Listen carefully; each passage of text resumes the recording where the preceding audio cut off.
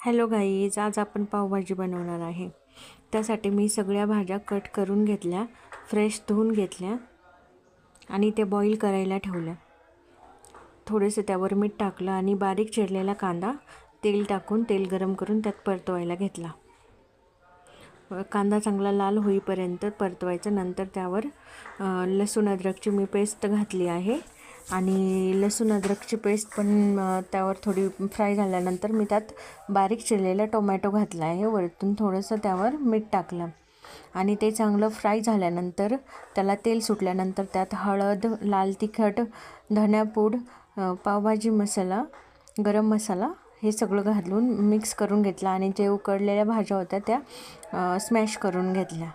तोपर्यंत यातून मसाला चांगला फ्राय झाला आणि त्यात तेल सुटायला लागलं। नंतर वरतून ते मिश्रण त्यात ॲड केलं आणि एकजीव झाल्यानंतर एकत्र झाल्यानंतर वरतून थोडीशी कोथिंबीर घातली आणि बटर घातलं।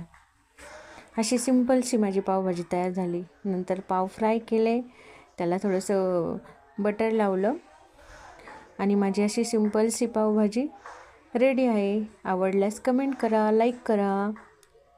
बाय।